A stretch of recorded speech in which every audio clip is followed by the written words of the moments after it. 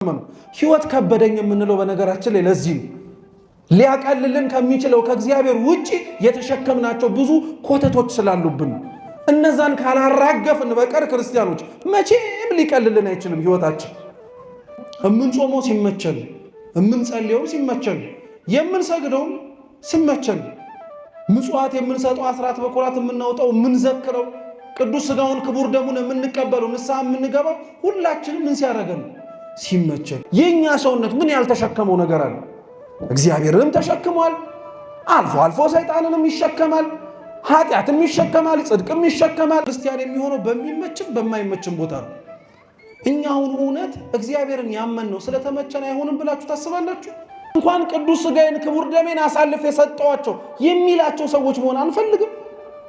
ያ ያል እኮ እግዚአብሔር አሁንም ክርስቲያኖች ይሰማል እኮ ክርስቲያኖች አሁንም እግዚአብሔር ኃጢአትን እንኳን እኮ ክርስቲያኖች ጠልተን እንኳን እኮ አስወግድልኝ ብሎ እንኳን መለመን እኮ አለበት አንድ ሰው። መከራም ለክርስቲያኖች ወደ እግዚአብሔር መቅረብ ግድ ነው። ጠላንም የምንሸከመው መከራ አቅምና መጠን ሊለያይ ይችላል እንጂ አይቀርልንም። ክርስቲያኖች እንደው ምን አለበት እባካችሁ የምንሸከመው መከራ ከብዶን ለምንድንስ ነው ሌላው ላይ የተሸከመውን መከራ የምናከብድበት? ልንሰክር፣ ልንዘሙት፣ ክፋት ልንሰራ የሰማነውን ከመኖር ይልቅ ለመዘባበት የምንፈጠን ሰዎች እንዳለን ይታወቃል ተጠንቅቆ። ዛሬ አንዳችን መውደቅ ሌላችን ያሳስበናል እንዴ? ጎሽ እንኳን ደፋው እኮ ነው የምንለው እኛ። ቻችን ካልጾሙ አንጾሙ፣ ካልጸለዩም አልጸለይም። ለምን? ድባቡን ላለማበላሸት እንላለን። የነሱ ስሜታቸው ለምን አብሮን አልሆነም ብሎ ይብቀንቀን እግዚአብሔርን ከማሳዘን ይልቅ። እግዚአብሔር ቸር ነው። እኛንማ ምንም አይነት እንኳን ሰይፍና ስለት ተነስቶብን ድምፅና የሰው ፊት እንኳን እኮ እግዚአብሔር እንድንጠራጠረው የሚያደርገን ሰዎች ነው። እኛ ለእግዚአብሔር እኮ ምንም ነገር ስላልተውን ነው የምንፈልገውን የማናገኘው። ታውቃላችሁ? ለእግዚአብሔር ብላችሁ የምትተዋት እያንዳንዷ ነገር ክርስቲያኖች በሰማይም ብቻ ሳይሆን በምድርም እግዚአብሔር ይከፍልሃል። በደንብ አድርጎ ነው የሚከፍልህ አምላክ። ክርስቲያን በሚመቸው ጊዜ ላይ ብቻ ሳይሆን በማይመቸውም ጊዜ ላይ ለእግዚአብሔር ምስክር መሆን መቻል አለበት። በዚህ የመጽሐፍ ቅዱስ ክፍለ ምንባብ መነሻነት በቅዱስ ማቴዎስ ወንጌል ምዕራፍ 13 ከቁጥር 1 እስከ 9 ባለው ኃይለ ቃል ወይንም ደግሞ ክፍለ ምንባብ እንማራለን።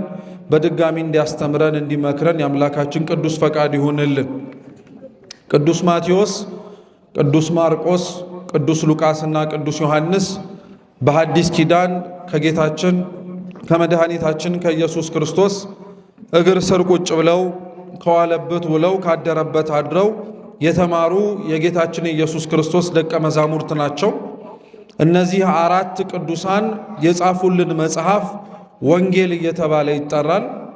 ወንጌል በቁሙ ትርጉሙ ደስ የሚያሰኝ ወይንም ደግሞ የምስራች ተብሎ ይጠራል። እነዚህ አራት ወንጌላት በዋነኝነት ዓላማና ጭብጣቸው የጌታችን የመድኃኒታችን ኢየሱስ ክርስቶስን በዚች ምድር በነበረበት ጊዜ ላይ ያስተማረውን የቃሉን ትምህርት፣ በእጆቹ የሰራቸውን ተአምራት፣ እንዲሁም ደግሞ ለድህነት ዓለም ሲል ራሱን ቤዛ አድርጎና መስዋዕት አድርጎ የሰጠውን የድህነትን ሥራ ለዓለም እንዲሁም ደግሞ ለትውልዱ መድረስ መትረፍ እንዲችል ጽፈው ያስቀመጡልን የወንጌል ጸሐፊያን ናቸው። ጌታችን ኢየሱስ ክርስቶስ ወንጌል እንዲጻፍ የተፈለገበት ወይንም ደግሞ እንዲጽፉም ደቀ መዛሙርቱን ያደረገበት በእያንዳንዳቸው የራሳቸው ምክንያት አላቸው። በጥቅሉ ግን ወንጌል ከመጻፉ በፊት የተኖረ መጽሐፍ ነው። ወንጌል መጽሐፍ ሆኖ እኛ ጋር ከመድረሱ በፊት ደቀ መዛሙርቱ በቃል የተማሩት ጌታችን ኢየሱስ ክርስቶስ ደግሞ ሆኖና አድርጎ ያሳያቸው የራሱ ታሪክ ነው። አምላካችን እነርሱን እንዲጽፉ እነርሱን ወንጌሉን ደግሞ ጽፈውም ለዓለምና ለትውልድ እንዲያደርሱ ለምን ማድረግ አስፈለገ ደግሞ ብለን እንጠይቃለን። ምክንያቱም እነርሱን ማስተማር የቻለ ቃሉን የመገባቸው አምላካችን ልዑል እግዚአብሔር እርሱ ራሱ ወንጌል ጽፎ እርሱ ራሱ የራሱን ታሪክ ጽፎ ለእኛ መስጠት ይችል ነበር። ነገር ግን ጌታችን ኢየሱስ ክርስቶስ ከዕርገቱ በኋላ እርሱ የራሱን ታሪክ መጻፍና ለእኛ መስጠት ሲችል ደቀ መዛሙርቱን እንዲጽፉትና ወንጌላውያኑ የእርሱን ታሪክ ለእኛ እንዲያደርሱን የፈለገበት ምክንያት ስላለው የመጀመሪያው ወንጌል በራሱ በጌታችን በኢየሱስ ክርስቶስ ሳይሆን በደቀ መዛሙርቱ እጅ እንዲጻፍ የተፈለገበት ምክንያት እግዚአብሔር መንፈስ ቅዱስ ስራው እንደማይቋረጥ እንድናውቅ ነው። እስኪ እግዚአብሔር በሉ። ስራው እንደማይቋረጥ እንድናውቅ ጌታችን ኢየሱስ ክርስቶስ ለደቀ መዛሙርቱ ብዙ ቃል ገብቶላቸዋል፣ ወይንም ደግሞ እንደሚያደርግላቸው አስቀድሞ ነግሯቸዋል። ከነዛ ከነገራቸው ጌታችን ኢየሱስ ክርስቶስ ለደቀ መዛሙርቱ ቃል ኪዳኖች መካከል አንዱ ምን መሰላችሁ ክርስቲያኖች? እስከ ዓለም ፍጻሜ ከእናንተ ጋር ነኝ የሚል ነው። እስከ ዓለም ፍጻሜ ከእናንተ ጋር ነኝ ብሎ ጌታችን ኢየሱስ ክርስቶስ ለተከተሉት ለደቀ መዛሙርቱ ነግሯቸዋል። አሁን ይህንን ቃል ለሚመለከተው ሰው እግዚአብሔር በባህሪው የማይሞት ዘላለማዊ እንደሆነ እናውቃለን። ቃሉን ስንሰማው ሊያስደነግጠን ወይ ደግሞ ምናልባት እንዴት ሊሆን ይችላል ብለን ልንጠይቅ የምንችለው የደቀ መዛሙርቱና የተማሪዎቹ ባህሪ ወይንም ደግሞ ተፈጥሮ ግን የሰው ነው። እግዚአብሔር ከሰው ጋር ለዘላለም መኖር ይችላል። ከዘላለምም አልፎ እስከ ፍጻሜው ዘመን ሊቆጠርለት በማይችለው አብሮ መዝለቅ ይችላል። ሰው ግን እንደ እግዚአብሔር አይደለም፣ ሊሆንም አይችልም። ዘመኑ የሚኖርበት ዕድሜ ያለበት ሁኔታ የተወሰነና የተገደበ ነው። እግዚአብሔር ከእኛ ጋር ለዘላለም መሆን እየቻለ እኔ ከእናንተ ጋር ነኝ ብሎ ሲናገር ግን እነሱም አብረውት እንደሚሆኑ ተናግሯል። ምን ለማለት ተፈልጎ መሰላችሁ ክርስቲያኖች? እውነት ነው ሐዋርያት በእግራቸው ተመላልሰው ያስተማሩበት ዘመን አልፏል። አረፍተ ዘመን ገጥቷቸው አብዛኞቹ በሰማዕትነት ወንጌልን መስክረው ስለ ጌታችን ስለ ኢየሱስ ክርስቶስ ሲል ሕማምን ተቀብለው ያረፉ ናቸው። ከአንዱ ከቅዱስ ዮሐንስ ወንጌላዊ ውጪ 11ዱም ስለ ጌታችን ስለ ኢየሱስ ክርስቶስ ሲሉ ዋጋ የከፈሉ ደቀ መዛሙርት ተማሪዎች ናቸው። እነርሱን በሰውኛው አእምሮና አረዳድ ለተመለከታቸው ሕይወታቸው የተገታና ያቆመ ይመስላል። ለተመለከታቸው ሰዎች እነርሱ በመቃብር የቀሩ ሊመስል ይችላል። ነገር ግን ክርስቶስ እስከ ዓለም ፍጻሜ ከእናንተ ጋር ነኝ ሲል ቃሉን ለሰሙት ለሐዋርያት ብቻ ሳይሆን የሐዋርያትን ትምህርት ለእነርሱም ትምህርት አድርገው የሐዋርያትን እምነት ለእነርሱም እምነት አድርገው ሐዋርያት ሲፈጽሙት የነበሩትን ሥርዓተ አምልኮም ደግሞ ለእነሱ አድርገው ለሚኖሩት ሁሉ ለማለት ነው። ለዛ ነው ቤተ ክርስቲያን ውስጥ የምንኖር ሁላችን ሐዋርያዊት በሆነችው ቤተ መቅደስ ስለተሰበሰብን እግዚአብሔር ከእኛ ጋርም ለዘላለም ነው ስንል ምን ለማለት ፈልገን ነው? ሐዋርያት የሚያስተምሩን ትምህርት አምነን ስለተቀበልን፣ ሐዋርያት የተቀበሉትን ክህነት እኛም አምነን ተቀብለን በዛ ክህነት መባረክ እንዲሁም ደግሞ በክህነቱ ምስጢራት ስለምንሳተፍ፣ ሶስተኛም ደግሞ ሐዋርያዊ ሥርዓተ አምልኮት ስላለን ቅዳሴ እነርሱ ከጌታ እግር ስር እንደተማሩት ሁሉ እኛም ያለንባት ቤተ መቅደስ እስካሁን ድረስ ጌታችን እስከሚመጣበትም ዘመን ድረስ ቅዳሴ የምትቀድስ ስለሆነች እስከ ዓለም ፍጻሜ ከእናንተ ጋር ነኝ ያለው ክርስቶስ ለደቀ መዛሙርቱ ብቻ ሳይሆን ክርስቲያኖች አምነን ለተሰበሰብን ለእኛም ጭምር ነው። ስለዚህ እግዚአብሔር መንፈስ ቅዱስ ከእኛ ጋር ለዘላለም እንደሆነ የምናውቀው ደግሞ በምንድን ነው ቢባል በሥራው ነው። እግዚአብሔር መኖሩ የሚታወቀው ከኛ መካከልም አምላካችን አለ ብለን ስንናገር መኖሩን የምንመሰክረው በሥራው ነው። ታዲያ እግዚአብሔር መንፈስ ቅዱስ አምላካችንም እስከ ዓለም ፍጻሜ ድረስ ከኛ ጋር እንደሆነ የምናውቀው ሲያስተምራቸው የነበረውን የአምላካቸውን ቃል ከሱ እርገት በኋላ ራሱኑ መልሰው ሲጽፉት ስላገኘናቸው የእግዚአብሔር ሥራ እንደማይቋረጥ የአምላካችን ሥራ ዘመን የሚገድበው እንዳልሆነ ለማጠየቅ እግዚአብሔር ወንጌላቱን መጻፍ ሲችል ራሱ ደቀ መዛሙርቱ እንዲጽፉት ግን አደረጋቸው። እነዚህ ደቀ መዛሙርቱ ታዲያ ወንጌልን ለአራት ነው ተካፍለው የጻፉት። ለስንት አልኳችሁ? ለአራት። ለምን አንድ አድርጎ አልተጻፈም? በቤተ ክርስቲያን ታሪክ ላይ የሚገርማችሁ በተለያዩ ዘመናት ላይ የተነሱ ነገስታት የወንጌል ቁጥር 4 መሆኑ ለምን አስፈለገ በሚለው ምክንያት አድርገው ይናገሩ ነበር። እና አራቱም የሚያወሩት ስለ አንድ ጉዳይ ከሆነ ለምን አንድ መጽሐፍ ሊሆን አያስፈልግም? ማለትም ጨምቀ ነው የማቴዎስ፣ የማርቆስ፣ የሉቃስ፣ የዮሐንስ ከምንለው እየሰማችሁ ነው። አንድ መጽሐፍ ለምን አይሆንም ብሎ የሚያስቡ ዘመኑን የመጣባቸው ሰዎች ነበሩ ድሮ። ነገር ግን እግዚአብሔር አምላካችን እርሱ ባወቀ አራት እንዲሆኑ ወንጌላውያኑ የሚጽፉበትም ርዕሰ ጉዳይ አንድ እርሱ ጌታችን ኢየሱስ ክርስቶስ ወይም አምላካችን እንዲሆን የተፈለገበት ዓላማ አለ። አስቀድሞ ወንጌላውያኑ መጥተው ስለ ክርስቶስ ከመናገራቸው በፊት ለነሱ ትንቢት ስለነበራላቸው ነው። የቅድስት ሥላሴን መንበር ይሸከማሉ ተብለው የሚነገሩት አራቱ እንስሳት ኪሩቤል አራት እንደሆኑት ሁሉ ስለ እግዚአብሔርም የሚያስተምሩ ስራውንም የሚናገሩ ጸሐፍትም አራት ለመሆናቸው አስቀድሞ ትንቢት ስለተነገረላቸው። ከዛ ውጭ ግን ክርስቲያኖች ወንጌላቱን አራት እንዲሆኑ የተፈለገበት ምክንያት ደግሞ እግዚአብሔር አምላክ ዓላማ ስላለው። ይሄንን ወንጌል እግዚአብሔር አንድ ማድረግ ሳይችል ቀርቶ አይደለም። ልብ ብላችሁ ስሙኝ። እግዚአብሔር ይህን ወንጌል አራቱን አንድ አድርጎ ማጻፍ ከብዶት አይደለም። አራት እንዲሆኑ ግን የፈለገበት ምክንያት አለ። እንዲያውም አራቱ ራሱ ይለያያሉ። ሁለቱ ሐዋርያት ናቸው፣ ሁለቱ አርድእት ናቸው። አራቱንም በሐዋርያት ማጻፍ ይችል ነበር፣ አራቱንም በአርድእት ማጻፍ ይችላል። አራቱም ቀርተው በአንድ መጽሐፍ ሙሉ ታሪኩ እንዲጻፍም ማድረግ ይችል ነበር። ነገር ግን ጌታችን ይህን ያላደረገው ለምን መሰላችሁ? ሁሉም ጌታችን ኢየሱስ ክርስቶስን ተከትለውት እስከ መጨረሻው የእግዚአብሔርን መንፈስ ወይም መንፈስ ቅዱስን የለበሱትና የተዋሃዳቸው ደቀ መዛሙርቱ ሁሉም በእግዚአብሔር ሥራ ውስጥ ሚና እንዳላቸው እንዲታወቁ ነው። ሁሉም ሚና እንዳላቸው እንዲታወቁ ነው። ማቴዎስም፣ ማርቆስም፣ ሉቃስም ዮሐንስም ከአራቱ አንዱ ሁሉንም መጻፍ ሲችል አራቱም በአራት የተለያዩ ጸሐፍት እንዲጻፉ የተፈለገበት እግዚአብሔር በአንዱ ሰው ብቻ ሳይሆን መስራት የሚችለው ከአንድ በላይ በሆኑ ሰዎችም መስራት እንደሚችል እንዲታወቅለት ነው። አንድ ሁለተኛው ጌታችን አራቱን ሐዋርያት ማድረግ ሲችል አራቱን አርድእት ማድረግ ሲችል ያካፈላቸውም ደግሞ በምክንያት ነው።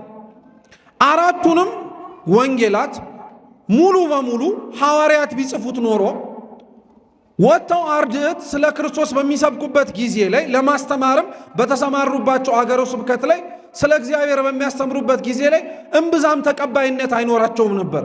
ደገኛይቱ ትምህርት ሐዋርያት ጋር ነው የቀረችው፣ እነርሱ የጻፉትን ነው እንጂ እናንተ የምታስተምሩትም አናምናችሁም ተብለው በተጣጣሉ ወይንም ደግሞ ዝቅ ባደረጓቸው ነበር። በአንጻሩ ደግሞ አራቱንም አርድእት ያላደረጋቸው ደግሞ ምንድነው? ወንጌል ካለው ክብር የተነሳ ነው። አራቱንም ሐዋርያቱ ሳይሆኑ ከሐዋርያት በክብር የሚያንሱት 72ቱ አርድእት መካከል ቢያጽፈው ኖሮ እንደ ማንኛውም ከወንጌል ውጪ እንደተጻፉት መልእክታትና ሌሎች እግዚአብሔር ቃሉን ያስተላለፈባቸው መንገዶች አድርገው የወንጌልን ክብር እንዳያሳንሱት ነው። ቤተ ክርስቲያን ውስጥ ክርስቲያኖች ወንጌል ያለው ክብር ቀላል እንዳይመስላችሁ። ወንጌል መስማት፣ ወንጌል ማዳመጥ፣ ወንጌል መማር የእውቀትን ብርሃን ለማብራት ያለብንን የድንቁርና ጨለማ ለማራቅ ብቻ የሚደረግ አይደለም። ወንጌል ቤተ ክርስቲያን ውስጥ ሕይወትም ጭምር ነው። እንደ ወንጌል በቅዱሳት መጽሐፍቶቻችን በተለይ እንደ አራቱ ትልቅ ክብር ያለው መጽሐፍ የለም። ያ ማለት ሌሎቹን መጽሐፍ እያሳነስናቸው ሌሎቹ መጽሐፍ ውስጥ የእግዚአብሔር ሐሳብና የእግዚአብሔር ዓላማ የለም እያለን አይደለም። ነገር ግን እነዚህ አራቱ ከተጻፉበት ዓላማና ከሚያወሩት ርዕሰ ጉዳይ አንጻር ቤተ ክርስቲያናችን ትልቅና ከፍ ያለ ቦታ ትሰጣቸዋለች። እንዲሁም ቅዱስ ዮሐንስ አፈወርቅ ሲያስተምር ሙሉ መጽሐፍ ቅዱስ ማለት የሰው ራስ ነው ይላል። የማን ራስ? የሰው ራስ ነው። ከሰው በጣም አስፈላጊው ነገር ጭንቅላቱ ነው? ልቡ ነው? ቶሎ በለው መልሱ። ለሰው በጣም የሚያስፈልገው ጭንቅላቱ ነው? ልቡ ነው? ልቡ ነው። ስለዚህ ጭንቅላት ኖሮት ያለ ልብ የሚኖር ሰው ታውቃላችሁ ማለት ነው። እሺ፣ ለሰው የሚያስፈልገው ልብ ነው? ጭንቅላት ነው? ጭንቅላት መልሱ እንጂ ሁለቱም ነው የሚያስፈልገው። ልብ ኖሮት ያለ ጭንቅላት የሚኖር ሰው አናውቅም። ጭንቅላት ኖሮት ያለ ልብም የሚኖር ሰው አናውቅም። ሁለቱም አስፈላጊ ናቸው። ቅዱስ ዮሐንስ አፈወርቅ ደቀ መዛሙርቱን ወይንም ደግሞ ወንጌላትን የጻፉትን አራቱን ወንጌላውያን በጭንቅላት ወይንም ደግሞ በራስ ነው የሚመስላቸው፣ ልብ ክርስቶስ ስለሆነ እና ዮሐንስ አፈወርቅ ምን ይላል? መጽሐፍ ቅዱስ በሙሉ የሰው ራስ ነው ይላል። ወንጌል ማለት ደግሞ በራሱ ላይ የተደፋበት ዘውድ ነው ይላል። ማንኛውም ጭንቅላት ከሌላው ጭንቅላት ተለይቶ ይሄ የንጉሥ ጭንቅላት ነው የሚያስብለው ጭንቅላቱ ላይ ምን ሲጫንበት ነው? ዘውድ ሲጫንበት ነው። የመጽሐፍ ቅዱስን በሙሉ ክብራቸው፣ ዘውዳቸው፣ አክሊላቸው ወንጌላት ናቸው። እና ክርስቲያኖች ለዛ ነው ወንጌልን ከመስማት ወንጌልን ከማዳመጥ እንዲታክቱ አይፈለግም። ግን ክርስቲያኖች አደራ እንዳንረሳ ደግሞ ወንጌል የሚሰማ መጽሐፍ ብቻ አይደለም የሚኖርም ጭምር ነው። እስኪ ወንጌል በሉ። የሚሰማ ብቻ ሳይሆን የሚኖርም ጭምር ነው። ወንጌል የሚኖር መጽሐፍ ነው ክርስቲያኖች። ጌታችን ኢየሱስ ክርስቶስ እንዳልኳችሁ ያስተማረው የሚሰማ ጆሮ ቢኖር እንዲያደምጠው ብቻ ሳይሆን ከሰማውም በኋላ እንዲኖረውም ጭምር ነው።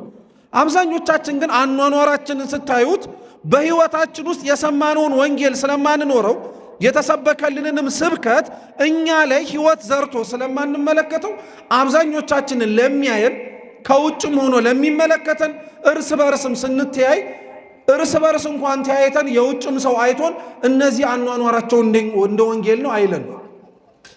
እና አብዛኞቻችን ወንጌል ጭንቅላታችን ላይ ቀርቷል፣ ልባችን ላይ ገብቶ ለመኖር በሩን አልከፈትንለትም። እግዚአብሔር የልባችንን በር እንዲከፍትልን መልካም ፈቃዱ ይሆንልን። እምንሰማው ብቻ ስላልሆነ ነው ክርስቲያኖች። ቃለ እግዚአብሔር የሚሰማ ብቻ አይደለም የሚኖርም ጭምር ነው። እና ለዛ ነው ጌታችን ኢየሱስ ክርስቶስ ሰው ሆኖ በተመላለሰበት ጊዜ ላይ ከ30 ዓመቱ ልክ ተጠምቆ ገዳመ ቆሮንቶስ ገብቶ 40 መዓልት 40 ሌሊት ጾሞ ጸልዮ ከወጣ በኋላ የመጀመሪያ ስራው ያደረገው ምን እንደሆነ ታውቃላችሁ? ደቀ መዛሙርቱን መርጦ ማስተማር መጀመር ነው። ደቀ መዛሙርቱን መርጦ ማስተማር መጀመር ነው። ወንጌልን እንዲያውም ስታነቡት አብዛኞቹ ክርስቶስ አምላካችን ከ30 ዓመቱ በፊት ካለው ታሪክ ይልቅ ከ30 ዘመኑ በኋላ ያለውን እስከሚሰቀል ታሪኩ ላይ በጣም ትኩረት ያደርጋሉ። ጌታችን በጣም አድርጎ ተሰቅሎ ተላልፎ እስከሚሰጥባት ምሽት ድረስ ለእያንዳንዷ ነፍስ ለሚያስተምራት ደክሞባታል። ለዛ ነው የጌታችን ኢየሱስ ክርስቶስ ትምህርት ወንጌል ላይ በጣም በስፋት አለ። በጣም በስፋት ቅዱስ ማቴዎስ ከነዚህ ጌታችን ኢየሱስ ክርስቶስ ካስተማራቸው ትምህርቶች መካከል ነው አንዱን መርጦ እኛ ለመማሪያ ርዕስ አድርገን የመረጥነውን የጻፈልንና ያስተላለፈልን። ምን አለ ቅዱስ ማቴዎስ የማቴዎስ ወንጌል ምዕራፍ 13 ቁጥር 1 ላይ ሲጀምር እንዲህ ብሎ ነው የጀመረው። ጌታችን አምላካችን ኢየሱስ ክርስቶስን የሚሰማው ብዙ ሕዝብ ነበር አለ። እስኪ የሚሰማው በሉ። ብዙ ሕዝብ ነበር። እርሱን ለመስማት ተሰብስበው ነበር። በጣም ብዙ ሕዝብ ነው የሚሰበሰበው። ክርስቶስን ለመስማት ለምንድን ነው ያ ሁሉ ሕዝብ የሚሰበሰበው? እንኳን ለመስማት ቀርቶ ለምንድን ነው ራሱ አብረውት የሚሆኑት? ምክንያቱም ከእግዚአብሔር ጋር መኖር አብሮ ከጌታችን ከኢየሱስ ክርስቶስ ጋር መሆን ለሁሉም ቀላል ጉዳይ አይደለም። አንዳንዱ ከክርስቶስ ጋር በመኖራቸው የተፈረደባቸው አሉ። ሌሎች ከክርስቶስ ጋር አብረው በመታየታቸው አላዋቂዎች ተብሎ የተፈረጁ አሉ። ከክርስቶስ ጋር አብረው በመኖራቸው ቀርቶ እርሱ ያረገላቸውን እንኳን በመመስከራቸው የተገለሉም ጭምራሉ። ታስታውሱ ከሆነ የዮሐንስ ወንጌል ምዕራፍ 9 ላይ ከእናቱ ማኅፀን ጀምሮ ልሙጥ ግንባር የነበረው ዓይን የሌለው ሰው ነበር እና ጌታችን ኢየሱስ ክርስቶስ ምራቁን ጢቅ ብሎ ከመሬት ላይ ጭቃ አብኩቶ የዓይን ምልክት አደረገለት። ሂድና በሰሊሆም መጠመቂያ ታጥበህና አለው። ታጥቦ ሲመጣ ዓይኑ በራለት ወዲያውኑ እና ዓይኑን እንዳበራለት ጌታችን ኢየሱስ ክርስቶስ የመሰከረበት ቦታ ላይ የሰሙት ምስክርነቱን ፈሪሳውያን ከዛ ከመሰከረበት ቦታ ላይ እንዲወጣን ያደረጉት። ስለዚህ ክርስቶስ ጋር አብሮ መሰብሰብ እንዲሁ ቀላል እንዳይመስላችሁ ክርስቲያኖች። ስንሰማው ተሰበሰቡ ሲባል በጣም ቀላል እንዳይመስላችሁ። ከእግዚአብሔር ጋር መሆን ከአምላክ ጋር አብሮ ለመኖር መወሰን ከደስታው ውጪ አብሮ የሚመጣውም ሐዘንም ጭምራል። ከምናገኘው በረከት ጋር አብሮ ደግሞ ሊመጣ የሚችልም ደግሞ መከራና ጉስቁልናም ይኖራል። እግዚአብሔርን የተከተልነው ሁላችንም የልቡናችንን መሻት በሙሉ ያለምንም ማወላወል ስለሚፈጽምልንና እሺ ስለሚለን አይደለም። እግዚአብሔርን የምናመልከው በረከታችንም ከእርሱ ነው፣ መከራችንም ቢመጣ የሚያሳልፍልን እርሱ እንደሆነ ስለምናውቅ። አብዛኛው ክርስቲያን ግን አኗኗራችንን ስትመለከቱት እግዚአብሔርን የምንጠጋው ልክ እንደ አሳማ ነው። አሳማ ምን አይነት ጠባይ ያለው መሰላችሁ? ባለቤቱን የሚጠጋው ሲርበው ብቻ ነው። ባለቤቱን የሚጠጋው የሚበላው ሲያጣ ብቻ ነው። ባለቤቱ ለእርሱ የእህል ምንጩ ነው እንጂ የሌላ ነገር አይደለም። ስለዚህ እህል እስኪያጣ ድረስ የትም እየተልከሰከሰ ይበላል። ልክ እህል ያጣ ጊዜ ላይ ግን ታማኝ እንደነበረ አብሮ እንደዋለ እንዳደረ ዓይኑን በጨዋጦ የአሳማ መጥቶ እህል ስጠኝ ይላል። አብዛኞቻችን ክርስቲያኖች ለዛ ነው አኗኗራችንን እግዚአብሔርን አብረነው ለመገኘት ምክንያታችን ምንድን ነው ሲባል ልባችን ላይ ያለ በጣም ብዙ ቋጠሮ ስላለብን እንዲፈታልን ነው እንጂ ቋጠሯችን ቢፈታ እንገኝ አንገኝ እርሱ መድኃኔዓለም ነው የሚያውቀው። ቤተ ክርስቲያን ውስጥ ክርስቲያኖች እባካችሁ ጸሎት ስንጸልይ ልመና ለእግዚአብሔር ስናቀርብ ልብ ብላችሁ አዳምጡኝ። ክርስቲያኖች ጸሎት የሚጸልዩት ለጸሎታቸው መልስ ለማግኘት ብቻ አይደለም። ክርስቲያኖች ጸሎትን የሚጸልዩት ከእግዚአብሔርም ጋር አብሮ ለመሆን ነው። ማን ግን ጸሎት ከእግዚአብሔር ጋር አብሮ ለመሆን የሚጸልየው እንደሆነ ተረድቶ ልመናው ይቅርብኝ የሚል አለ? በጎ መሻቱ በሙሉ ይቅርብኝና ከእርሱ ጋር መሆንን ብቻ መርጣለሁ የሚል ሰው አለ? ከኛ መካከል ሊኖርም ላይኖርም ይችላል። ስለዚህ ከክርስቶስ ጋር አብሮ መኖር ካለበት ቦታ ላይ መሰብሰብ ቀላል ነገር አይደለም። ለዛ ነው ቅዱስ ማቴዎስ ወንጌል ምዕራፍ 5 ጌታችን ኢየሱስ ክርስቶስ ያስተምርበት ከነበረበት ቦታ ላይ ይገኙ የነበሩ ሰዎች ለምን ምክንያት እንደተገኙ ይናገራል። አንዳንዶች ክርስቶስ ሲያስተምርበት ቦታ ላይ የተገኙት ቃሉን ለመስማት ነው፣ ለመማር ተምሮ ለመለወጥ ነው።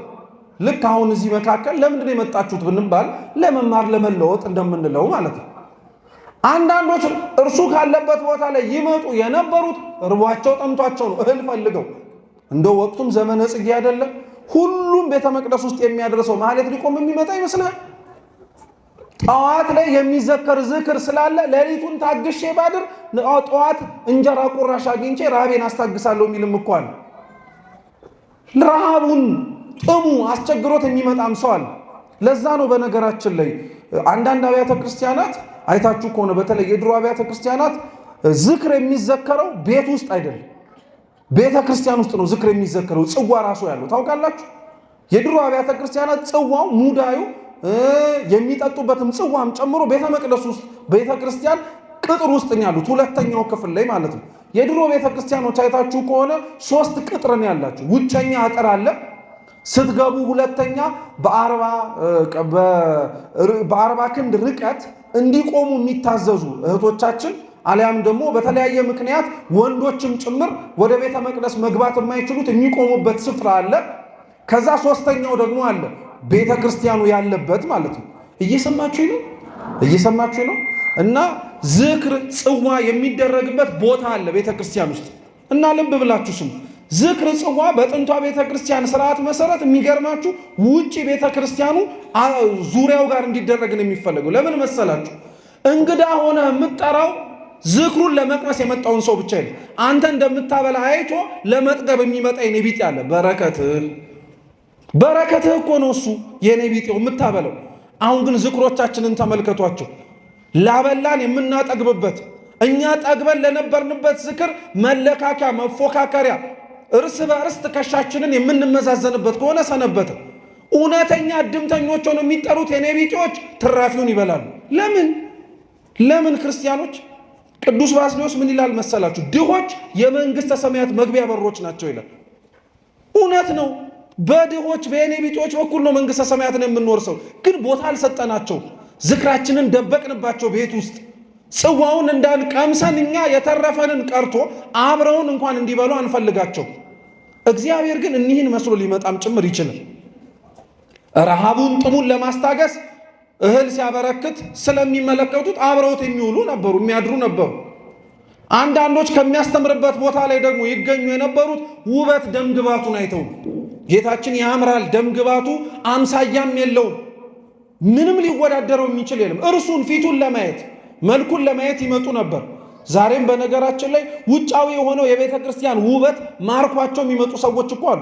ውስጡ ምን ይኑር ምን አይኑር ምንም የምናውቀው ነገር የለንም ይላሉ። ግን ውጩን ሲያዩት ባንዲራው፣ ውጩን ሲመለከቱት ኪነ ህንፃው፣ ውጩን ሲመለከቱት የሚመለከቱት አጸዱ ላይ ያሉት በሙሉ ነገሮች ይማርኳቸዋል። እቺ ቤተ ክርስቲያን አደንቃችሁ እንኳን ውስጥ ገብተህ ቀርቶ ውጭም ታሸንፋለች። እንኳን ውስጥ ቀርታ ሰብካ ቀርቶ ቤተ መቅደሷ ራሱ በውበቱ አፍዞ ቁጭ ያደርጋል ንጉሱ። እንዲህ አይነት ቤተ ክርስቲያን ውስጥ ያለ ነው። እኛ በውበቱ የሚመጡለት ነበሩ። አንዳንዶች ደግሞ ይመጡ የነበሩት ተአምር ፈልገው፣ የሚበላው ይበላል፣ የሚጠጣው ይጠጣል። ሌላው ግን የልቡ ቋጠሮ አለ በደንብ እንዲፈታለት የሚፈልገው ተአምር ፈልጎ የሚመጣ ነበር። ክርስቶስ የሚገርማችሁ እነሱንም ራሱ ይቀበል ነበር። አምስተኞቹ ደግሞ ይመጡ የነበሩት ለክስም ምን ይሉ ይሆን? ምን ይል ይሆን? ምን ያወራ ይሆን? ከስህተት ከንግግሩ ውስጥ እግዚአብሔር እኮ በባህሪው ስህተት የሌለበት እኮ አምላክ ነው። እነርሱ ግን ስሁት በሆነው አረዳዳቸው ሲናገር ስህተት ልናገኝበት እንችላለን ብለው ስህተትን ለመፈለግ የሚመጡም ነበሩ። አሁን ይህን ያነሳውላችሁ ለምን መሰላችሁ? ክርስቶስ አምላካችን እነዚህን ሁሉ ሕዝብ ሰብስቦ ሲያስተምር እውነት ቃሉን ሰምቶ ሊለወጥ የሚችለው ማን እንደሆነ ያውቃል አያውቅም? መልሱ እንጂ። ያውቃል፣ ጠንቅቆ ያውቃል። ማን ተምሮ ማን ለውጥ እንደሚያመጣ ያውቃል። ግን አይደንቃችሁ? ተምረን ለውጥ እንደማናመጣ ሰምተነው የምንፈልገውን አግኝተን እርሱ ሊሰጠን የሚያስፈልገንን እጁን ሲዘረጋ እምቢ እንደምንለው እያወቀ ለምን እኛን ይነግረናል ታዲያ? እግዚአብሔር እንዲህ አይነት አምላክ እኮ ነው። እንደማንሰማው እያወቀ ጆሮ እንደማንሰጠው እየተመለከተ አሁንም ይናገራል፣ አሁንም ያወራል። ምናልባት ትላንትና ጆሮ አለመስጠታችንን የምናውቀው ዛሬ የሚነገረው ደግሞ ልባቸውን ይሰብራል ብሎ ይናገራል። ስለዚህ ክርስቶስ ጋር ማንም የሚናቀና ማንም የሚጠላ ነፍስ የለም። ሁሉም እንዲሰበሰቡ ይፈቀድላቸዋል። ዛሬ ያለንባት ቤተክርስቲያን ውስጥ እኮ በሯን ቤተክርስቲያን ለሁሉን የከፈተችው እርሷ ቤተክርስቲያን በሩን ከፍታ የተሰበሰብን እኛ እኮ ነን በሩን ለመዝጋት የምንሯሯጠው። እማንፈልገው ሰው ሲገባ እናባራለን። የማይመቸውን ሰው ስናየው ለምን መጣ እንላለን። ደስ የማይሰኝበትን ስራ ያደረገውን ሰው በንስሐ ታጥቦ ሲመጣ ትላንትና እንዲያድርጎ እንላለን። ክርስቲያኖች አስተውሉ። ሰው ኃጢአት ሲሰራ አይታችሁ ሊሆን ይችላል እንጂ ንስሐ ሲገባ አላያችሁትም። ስለዚህ አይታችሁ ልትወቅሱት በመረጣችሁት ኃጢአቱ ልክ እያነባ እግዚአብሔር የማረውን ምሕረቱንና ንስሐውንም ጭምር ማሰብ አለብን። ለዛ ነው ቤተ ክርስቲያን ውስጥ ግቢው ጠቦን ቤተ ክርስቲያን ውስጥ ቦታ የለም ብሎ እግዚአብሔር አባሮን አያውቅም። እኛ እርስ በርስ እንጎነታተላለን እንጂ። የሚደንቀኝ ምን መሰላችሁ? እሺ እዚህስ እንደው ተሳሳሉ፣ ተገፋፋል፣ እንዳላይሽ ተባባል። እናንተ መንግስተ ሰማያት ብንገባ ምን ልንሆን ነው? የሚደብርህን ሰው ብታገኘው ሲኦል ልወርድ ነው ልትል ነው ወይስ እሱ ይወረድልኝ ልትል ነው? በጣም እኮ ነው የምንገርመው በእውነት። እርስ በርሳችን ሊኖረን የሚገባው ቤተክርስቲያን እዚህ እኮ ሁኑት የምትለን ነገር በሰማያትም የሚቀጥል ህይወት እንደሆነ መዘንጋት የለብን። ስለዚህ ክርስቶስ ብዙ ሰዎች ሲሰበሰቡ አብረው ከተሰበሰቡበት ቦታ ላይ አብሯቸው ተቀምጦ ነበር፣ ያስተምራቸው ነበረ፣ ይሰሙትም ነበር። ከዛ በኋላ ነው ሲነበብ እንደሰማችሁት በታንኳ ላይ ተሳፈረና ጌታችን ኢየሱስ ክርስቶስ ወደ ባህሩ ገባ። ታንኳ ላይ ተሳፈረ። አብዛኛው ሰው ወደቡ ላይ ቀረ። ስለዚህ ሲያስተምር አሁን ይህንን ያስተማረውን ዘሩን ሊዘራ ወጣ የሚለውን ትምህርት ክርስቶስ ሲያስተምር እርሱ ታንኳ ላይ ሆኖ ባህር ላይ እየተንሳፈፈ ህዝቡ ደግሞ ወደቡ ጋር ሆኖ ነው የሚሰማው። ለምንድን ነው ክርስቶስ እውነት በትምህርቱ ለውጥ እንዲያመጡ ፈልጓቸው ከሆነ አጠገባቸው ሆኖ ማስተማር ይሻላል አይሻል? ይሻላል እኮ። አስባችሁታል? ሰው እኮ ከእናንተ እየራቀ ደሞም እያወራም ጭምር ከሆነ በርቀቱ ምክንያት ድምፁ ሊሰማን ሊደመጠን ስለማይችል ምን አልክ የምንለውን ቃል እንደጋግመዋለን። እግዚአብሔር ለምንድን ነው ጌታችን ህዝቡን የሚሰማውን ወደብ ላይ አስቀምጦ እርሱ ግን ታንኳ ላይ ተጭኖ እየሄደ የሚያስተምራቸው የነበረው?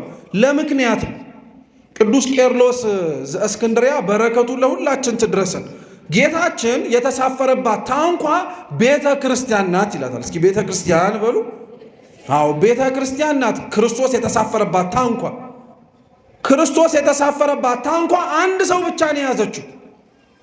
ክርስቶስ የመሰረታትን ቤተ ክርስቲያን ስንት እንደሆነች ብቻ እንድታውቁት ነው። አንዲት ናት ብላችሁ እንድታምኑት ነው። አንዲት ናት፣ ሌላ አይደለም። ሁለተኛው ክርስቶስ የተሳፈረባት ታንኳ የቤተ ክርስቲያን ምሳሌ ናት። አሁንም እርሱ ብቻ ነው የቆመባት። ለምን? ምን ችግር አለው? መርከብ ላይ እኮ እርሱ ተሳፍሮ ሌሎቹንም አሳፍሮ መሄድ ይችል ነበረ። ያን ግን ክርስቶስ ለማድረግ አልመረጠም። ለምን? ክርስቶስ ቆሞባት ሲያስተምርባት የተመለከቷት ያቺ ታንኳ ቤተ ክርስቲያን ናት። በቤተ ክርስቲያን ውስጥ ቆሞ የሚያስተምረው በካህኑ ስልጣን ላይ አድሮ ኑዛዜውን የሚቀበለው ስርየትን የሚሰጠው በቤተ ክርስቲያን ውስጥ ያሉ ምስጢራትን በሙሉ የሚፈጽመው እርሱና እርሱ ብቻ ነው። አንዳንዶቻችን በስጋዊ አመለካከትና ሐሳብ መረዳትም ጭምር የምናያቸው አገልጋዮች ሰዎች ስለሆኑ አገልጋዮቹ እነሱ ብቻ ይመስሉናል። ግን አይደለም። ክርስቲያኖች በምናየውና በሚፈጸመው የቤተ ክርስቲያን ምስጢራት ውስጥ የምትመለከቱትና የምታዩት ሰውን ሊሆን ይችላል። ነገር ግን ከምንመለከታቸው ሰዎች ልናየው በማንችለው ረቂቅ በሆነው ምስጢር አብሮ ምስጢሩን የሚባርከው አብሮ የምንቀበለውን ቅዱስ ሥጋና ክቡር ደምም የሚሰጠንንም ኑዛዜንም ጭምር ይፍታ ብሎ የሚያሰናብተን በማን ቃል ነው? በእግዚአብሔር ቃል ነው። የትኛውም ቄስ የትኛውም ካህን መጥቶ ለሚያሳልመው ክርስቲያን ወይም መጥቶ ለመሳለም ለሚመጣ አንዲት ነፍስ ማን ይፍታን የሚል እርሱ ነዋ። ብቸኛው መፍታትም ማሰርም የሚችል ስልጣን ያለው ማን ነው? እርሱ እግዚአብሔር ብቻ ነው። ተመልከቱ፣ እርሱ ብቻ አይደለም። ቅዱስ ሥጋውን ክቡር ደሙን ለመቀበል ቤተ መቅደስ ቤተ ክርስቲያን ስንገባ ካህኑ በሥርዓተ ቅዳሴ የሚጸለያቸውን ጸሎቶች ልብ ብላችሁ ስሙት። አንጻ፣ ባርክ፣ ምረጥ፣ ቀድስ ነው የሚለው። ያንን ኃላፊነት የማን ስለሆነ ነው? የእግዚአብሔር እኮ ስለሆነ ነው። አንጽቻለሁ፣ መርጫለሁ፣ ቀድሻለሁ አይልም። በእርሱ ላይ አድሮ ምስጢራቱን የሚፈጽመው ማን እንደሆነ ስለሚያምን ነው። እግዚአብሔር። ክርስቶስ የተሳፈረባት ታንኳ ማለት እሷ ናት። ክርስቶስ የተሳፈረባት ታንኳ ማለት እቺ ናት። ሕዝቡ ግን ወደቡ ዳር ቆሞ ይሰማው ነበረ የሚለውን ደግሞ ቅዱስ ቄርሎስ አሁንም ይተረጉማል። ምን ይላል? ያቺ ታንኳ ቤተ ክርስቲያን ብቻ አይደለችም ይላል። ያቺ ታንኳ የሰውም ሰውነት ናት፣ ነፍስ ናት ይላል። እና ቅዱስ ቄርሎስ ምን ይላል መሰላችሁ? ታንኳይቱ መሸከም የምትችለው አንድ ሰው ብቻ እንደሆነ ሁሉ እየሰማችሁ ነው። የእናንተም ሰውነት ሊመራና መሪም ሆኖ ሊሸከመው የሚችለው ማንን ብቻ እንደሆነ እንድታውቁት ነው። እግዚአብሔርን። እስኪ እግዚአብሔር በሉ፣ ሰውነቴን በሉ። የሚመራው ማን ነው? እግዚአብሔር ነው። ታንኳይቱ መሸከም የምትችለው አንድ እንደሆነ ሁሉ የኔና የእናንተም ሰውነት ሲገዝፍና ሲሰፋ ስትወፍር ብዙ የሚሸከም እንዳይመስልም። የሚሸከመው ማንም ብቻ ነው? አንዱን እግዚአብሔርን ብቻ ነው። ግን ስትመለከቱት አኗኗራችንን፣ ህይወታችንን የኛ ሰውነት ምን ያልተሸከመው ነገር አለ? እግዚአብሔርንም ተሸክሟል። አልፎ አልፎ ሰይጣንንም ይሸከማል። ኃጢአትም ይሸከማል። ጽድቅም ይሸከማል። ኩነኔውንም ይሸከማል። የኛ ሰውነት ለእግዚአብሔር ማረፊያ ተብሎ ተዘጋጅቶ ብዙ ነገሮች የተከናወኑበት ነው። ብዙዎችን የተሸከመ ነው። ህይወት ከበደኝ የምንለው በነገራችን ላይ ለዚህ ነው። ሊያቀልልን ከሚችለው ከእግዚአብሔር ውጪ የተሸከምናቸው ብዙ ኮተቶች ስላሉብን ነው። እነዛን ካላራገፍን በቀር ክርስቲያኖች መቼም ሊቀልልን አይችልም ህይወታችን። እንዲሁ የቀለለ እየመሰለን ይበልጥ እየከበደ ይመጣል እንጂ እግዚአብሔር አምላካችን ለዛ ነው ታንኳው ላይ ቆመና ከዛ በኋላ ለነሱ ማስተማር ጀመረ። እነርሱም ወደቡ ላይ ሆነው ያዳምጡት ነበር። ለምን ወደቡ ላይ ቀሩ? ለምን ወደቡ ላይ ቀሩ? ቃሉ ከሩቅ ሆኖ ሲሰማ እንደማይሰማቸው ይበልጥ በደንብ ቅርበት ቢኖር ሊያዳምጡት እንደሚችሉ እኮ ማስተዋል አያቅትም። እንደው ከእርሱ ጋር እሺ ታንኳው ላይ መሳፈር ቢያቅታቸው ዙሪያ ላይ መርከብ እንኳን ይዘው ወይ ታንኳ ፈልገው እንኳን አይሄዱም። እየሰማችሁ አይሄዱም። ምን ችግር አለበት? የክርስቶስ ፍቅር እኮ የእግዚአብሔርን ቃል ከልቡ ለሚሰማው ሰው እኮ ምንም ነገር ሊገድበው እንደማይችል ታውቃላችሁ። ታስታውሱ ከሆነ ጌታችን ኢየሱስ ክርስቶስ ደቀ መዛሙርቱን እህል አበርክቶ ከበላ በኋላ ባለበት ቦታ ላይ ተቀመጠና እናንተ ወደዚያ በማዶ ተሻግራችሁ ጠብቁኛል።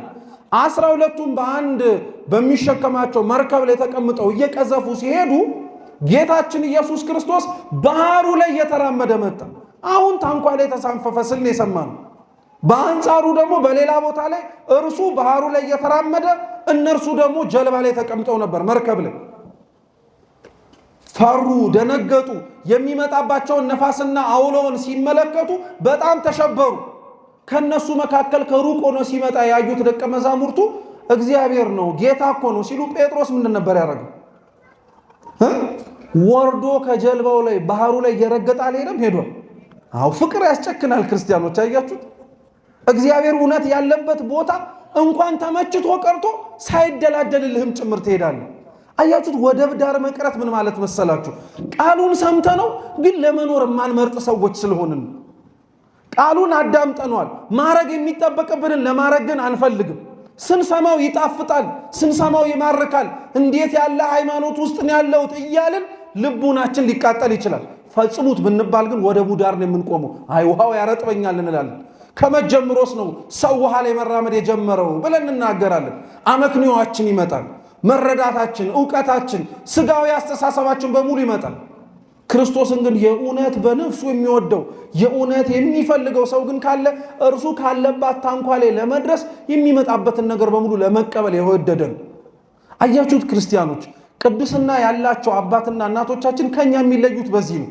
ታንኳው ላይ ሩቅ ሆኖ ድምፁን ይሰሙት የነበሩትን አምላካቸውን ቀርበው ከእርሱ ጋር አብረው ለመሆን ስለሚናፍቁ ምንም አይነት ነገር አይከለክላል። አራዊት ይለቃሉ። አራዊቱ ቦጫጭቀው ሲበሏቸው ነገስታቱ ደስ እያላቸው ይዝናናሉ። እንኳን በላው እያሉ ይናገራሉ። እና አግናጢዮስ ምጡዕ ለአንበሳ አባታችን እንዲህ አይነቱ ፍርድ ተላልፎበት ነበር እና ምዕመናን በጣም ይወዱት ነበር። በጣም አድርገው ለልባቸው ቅርብ ነበር። እንዴት ያለ መታደል ነው እውነት! ምዕመናን የሚወዱት ካህን በጣም እኮ ነው የሚያሳዝነው። አሁን ያለንበት ጊዜ ላይ ሁላችንም ክህነቱን እንዴት አድርገን እንዳቀለል ነው። እውነቴን ነው የምላችሁ። ካህናትን መጥላት፣ ማብጠልጠል፣ ማዋረድ፣ መናገር ጽድቅ መስሎናል። ለቤተ ክርስቲያን ጠበቃ ሆኖ ለራሷ የተገተሩላት ይመስላል። እንዳንሸወድ ክርስቲያኖች፣ እውነቴን ነው የምላችሁ። ትልቁ ውድቀታችን ከጠላት ከውጭ የሚያጠቃን አይደለም፣ እኛ ውስጥ የምንሸዋወደው መሸዋወድ ነው። እኛ ውስጥ እያወቅን እየመሰለን የምናጠፋው ጥፋት ነው። እና አግናጢዮስን ምዕመናኑ ይወዱት ነበረ በጣም እና እየተከተሉት እባክህ አትሙትብን እያሉ ይማጸኑት ነበር። አንበሳ እየቦጫጨቀ አራዊት እየበሉ ለምን ትሞታለህ? እባክህ ሰንብትልን፣ ቆይልን ይሉት ነበር። እርሱ መንጋዎቹን ለቅዱስ ፖሊካርፐስ አሳልፎ ከሰጠ በኋላ ምን እንዳለ ታውቃላችሁ? እባካችሁ ተውኝ አላቸው። ተውኝ፣ እባካችሁ ተውኝ። እንደ ንጹሕ መገበሪያ ስንዴ በአንበሶቹ አፍ ተፈጭቶ አጥንቴ ከክርስቶስ ጋር መዋሃድ እፈልጋለሁ አለ። እንዴት ያለ እምነት ነው! ማርያም የአንበሶቹን አፍ የሚቆረጥሙትን አጥንቱን እንደ ንጹሕ መገበሪያ ስንዴ ከእግዚአብሔር ጋር የሚሄድበት መንገድ ነው ብሎ ማሰብ። ከዚህ በላይ ባህር አለ? ከዚህ በላይ ጭንቅ አለ? አሁን በየሀገሩ ከተሞቻችን የምንሰማቸው ሰማዕታቱ እንዲሆኑ ክርስቲያኖች እንዲታረዱ ሲባል ላለመታረድ እኮ ምርጫ ነበራቸው። ታውቃላችሁ? ላለመሞት እኮ አማራጭ ነበራቸው። እርሱን እምቢ ስላሉ እኮ ነው። አንፈልግም ስላሉ አብረን እንሞታለን ብለው ስለተናገሩ እኮ ነው። እንዴት ይሄ እንኳን እኛን ልባችንን አይመልሰውም? ክርስቲያኖች እንጂ በጣም እኮ ነው የምንገርመው። እኛ የምንሳቀቀውን መከራ እነርሱ በአማራጭ ይፈልጉታል። ክርስቶስ ከሌለበት ወደብ የምንቦጫረቅበት የመከራ እሳት ይሻለናል ይላሉ። በጣም የሚደንቅ እምነት እኮ ነው እውነት። ጌታችን ለዛ ነው ልትመስሉኝ እውነት የምትፈልጉ ከሆነ ወደቡ ጋር አትቁሙ፣ ተሻግራችሁ ኑ አለ። ማንም ሊመጣ አልፈለግም። ስለዚህ ጌታችን ኢየሱስ ክርስቶስ እናንተም ባላችሁበት እዛው እኔም ባለሁበት በዚህ ማስተማር ይቀጥላሉ አለ። ዘሪ ዘሩን ሊዘራ ወጣን። የሚደንቅ ነው። የትኛውም ዘሪ የትኛውም ገበሬ ዘሩን ሊዘራ ሲወጣ የለሰለሰ መሬት ካገኘ ነው እንጂ ደክሞ ወጥቶ ወርዶ በስንት መከራና ትግል ያገኘውን ዘር ፍሬ የማያገኝበት ቦታ እንደሆነ እያወቀ አይዘራውም። በፍጹም አያደርገውምም ጭምር። ስለዚህ መሬቱ የለሰለሰለት መልካም ሆኖ ዘሩን ሊቀበለው ወደሚችለው ቦታ ዘሪ ዘሩን ሊዘራ ሄደ። የሚደንቅ ነው። ዘሪ ዘሩን ሊዘራ ሄደ። ዛሬ በቅዳሴያችን የተነበበው የቅዱስ ማቴዎስ ወንጌል ምዕራፍ 21 ቁጥር 33 ነው እና ጌታችን ኢየሱስ ክርስቶስ ራሱን የወይን ባለቤት ስፍራ እንደሆነ ለዛች ለወይን ባለቤት ስፍራ ለራሱ መሬትም ቅጥር እንደቀጠረላት ግንብ እንደገነባላት መጭመቂያ የወይኑን ዘለላ ተጨምቆበት ውሃውን ወይንም ደግሞ የወይኑን ፈሳሽ የምንጠጣበትን ቦታ አዘጋጀዋል እና ገበሬዎቹን አሰማራቸዋል። እየሰማችሁ ነው? ገበሬዎቹን አሰማራቸው። ምን እንዲያደርጉ? ፍሬውን እንዲለቅሙ። እግዚአብሔር በነገራችን ላይ በሁለቱም ምሳሌዎች ተመሳሳይ ሐሳብ ነው እያነሳ ያለው። ምን መሰላችሁ? ዘሪ ዘሩን ሊዘራ ሲወጣ እንዳልኳችሁ መሬቱ መስተካከሉን ካየና ካመነበት በኋላ ነው። የእግዚአብሔር ድርሻ ዘር የተባለ ቃሉን እኛ ላይ መዝራት ነው። ዘሪ ምኑን ሊያረግ ወጣ? ስለምን ዘሩን ምን ሊያረግ? እስኪ ሊዘራ በሉ። ሊኮተኩት አይልም፣ ሊያጭድ አይልም፣ ሊያርም አይልም። ማረም፣ መኮትኮት፣ ማጨድ፣ መሬቱን ለሚዘራበት ዘር ምቹ አድርጎ መጠበቅ የማን ድርሻ ነው? የኛ። እስኪ የኛ በሉ። የኛ የራሳችን። አሁን ያለብን ስንፍናን ግን ተመልከቱት። እግዚአብሔር እንዲያስተምረንም እንፈልጋለን።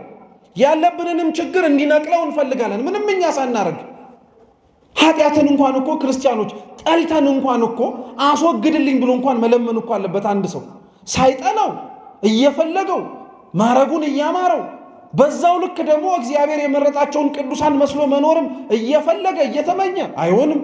አንዱን መምረጥ አለበት። እግዚአብሔር ትግላችንን እግዚአብሔር ጥረታችንን ስለሚያይ ማለት ነው። ተመሳሳይ ነው። አሁንም ያልኳችሁ ወይኑም ስፍራም ከገበሬዎቹ የጠበቀው ፍሬውን ለቅማቸው አምጡልኝ ያሉ። ቅጥር ስሩ አላላቸው፣ ግንብ አቁሙ አላላቸው፣ መጭመቂያ ስሩም አላላቸው። በፍጹም ይሄ ከእናንተ አይጠበቅም፣ እሱን እኔ ያሟላለሁ አላቸው። ከእናንተ የምጠብቀው ጥቂቱን ነገር ነው አለ እግዚአብሔር። ሲጀመርም ሁሌም ድካማችንን ስለሚያውቀው ከኛ የሚጠብቀው ጥቂት ነገር ነው። ትንሽ ነገር ነው ካንተ የሚፈልገው ካንቺ። እኛ ብዙ እየመሰለን ነው እንጂ። እስኪ አስቡት፣ ፍሬ መልቀም ይቀላል ወይስ ቅጥር መቅጠር፣ መጭመቂያ ማዘጋጀት፣ ግንብ መገንባት? ከባዱን ስራ እኮ ባለቤቱ ሰርቶታል። ተመልከቱ፣ መጭመቂያ የምትባለው ቤተ ክርስቲያን ናት። ቤተ ክርስቲያንን እኛ አልሰራናትም። ማን የሰራልን? እግዚአብሔር። ቅጥር ቀጠረለት አለ። ቅጥር የሚባለው ነቢያት ናቸው፣ ቅዱሳን ናቸው። እነርሱን እንደ እሱ መስለው መኖር እንዲችሉ የመረጠ የቀደሳቸው እግዚአብሔር እርሱ። ግንቡ ማማ ሆኖ ከፍ ብሎ የሚታየው ራሱ ጌታችን ኢየሱስ ክርስቶስ ሁሉን ነገር አደረገ፣ አከናወነ። ከዛ ከኛ ጥቂት ነገር ፈለገ። የዘር ዘሪው ምሳሌ ተመሳሳይ ነው። እርሱ ሊዘራ ወጣ። ዘሩን እናንተ አምጡት አላለም። ቃሉን ከእናንተ ፈልጌ ላግኝ አላለም። መጀመሪያ ሊዘራብን የፈለገው። የትኛውም እኮ ሰው ያልዘራውን አያጭድም ነው አይደለም የምንለው? እግዚአብሔርም እኮ ያልደከመበትን ነፍስ አምጣ ብሎ አያስጨንቅም እኮ። መጀመሪያ ደክሞ ወጥቶ ወርዶ ነው። ስለዚህ ዘሩን ሊዘራ ወጣል። እንደምታውቁት ይህን ታሪክ ብዙ ጊዜ ላይም ሲሰበኩ በሊቃውንቱ እንደሰማችሁት አንዱን በደረቅ መሬት ላይ ዘራው፣ አዋፈ ሰማይ ወሰዱት። ሁለተኛውን በጭንጫ መሬት ላይ ዘራው፣ ፀሐይ ሲወጣ አጠወለገው፣ ደረቀ። ሶስተኛውን በሾሃማ መሬት ላይ ዘራው፣ መብቀሉን በቀለ። ከፍ ብሎ እንዳይታይ ግን ምኑ አንቆ አስቀሩ፣ እሾሁ አንቆ አስቀሩ። አራተኛውን መልካም መሬት ላይ ዘራው። ገበሬ የሚገርማችሁ የሚዘራውን ዘር የሚያገኘው ከዘራው ከምርቱ። ምርቱ ሲደርስ ይሰበስባል፣ ጎተራ ያስገባል። ጎተራ ካስገባው ከስንዴዎቹ መካከል ደግሞ ወይም ከዘራው ዘር ይመርጥና ምርጥ ዘር ያስቀምጣል። ይሄን በልቶ ሽጦ ተጠቅሞ ከቀጠለ በኋላ ነገ ወቅት ደግሞ ሲመጣ ያንን ምርጥ ዘር ነው አንስቶ ምን የሚያደርግ መልሶ የሚዘራው። እየሰማችሁኝ ነው? እግዚአብሔር ከሁላችን ጋር ይሁን። የሚዘራው መጀመሪያውን የሰበሰበው ነው። ስሙ፣ ገበሬው በተቻለ አቅም ነው የምላችሁ የምርጥ ዘሩን ዘርቶ የሰበሰበውን ምርጥ ዘር በቅል ነው ራሱ የሚያስቀምጠው። እርጥበት አግኝቶ እንዳይሻግት፣ እርጥበት አግኝቶ የመዝሪያ ወቅቱ ሳይደርስ እንዳይበላሽበት ማለት ነው። ያንን ገበሬ እውነቴን ነው የምላችሁ ሄዳችሁ እህል ቢያጣ ቢራ ቢጠማ በየትኛውም ተአምር ምርጥ ዘሩን አይነካትም። ምርጥ ዘሩን ከበላው የዛሬው ረሃብ የዘላለም ረሃብ ነው የሚሆንበት። የዛሬው ጥም የዘላለም ጥም ነው የሚሆንበት። ስለዚህ መከራውንና ጭንቁን ወቅቱ መጥቶ መዝራት የሚችልበት ጊዜ እስኪደርስ ድረስ ይታገሳል። ያንን ያገኘውን ዘር ደግሞ የሚዘራው ምርት ሊያገኝበት የሚችልበት ቦታ ላይ ነው። ምርት ሊያገኝበት። አሁን እንደ ዘርዘሪ ገበሬ እናንተ ከነዚህ ከአራቱ መካከል ዘሩን ዝሩት ብትባሉ የትኛው ላይ ነው የምትዘሩት? ክርስቲያኖች መልሱ እንጂ የትኛው መሬት ላይ ነው የምትዘሩት? አስፋልት ላይ ትዘሩታላችሁ? መልሱ እንጂ አይዟችሁ፣ ልክ እኮ ናችሁ። አይደላችሁም እንዳልላችሁ ፈርታችሁ አስፋልት ላይ ትዘሩታላችሁ? እንደሚደርቅ እያወቃችሁ ጭንጫ መሬት ላይ ትዘሩታላችሁ? እሾህ እንደሚያንቀውና ፍሬውን ማግኘት እንደማትችሉ እያወቃችሁ ትዘሩበታላችሁ? መልሱ እንጂ አትዘሩም። የምትዘሩት የትኛው ላይ ነው ታዲያ? አይገርማችሁም ታዲያ? እግዚአብሔር ምርት የሚያገኝበትን መሬት ለይቶ ማወቅ እየቻለ የማያገኝበት እኛ ላይ ለምን ይደክማል?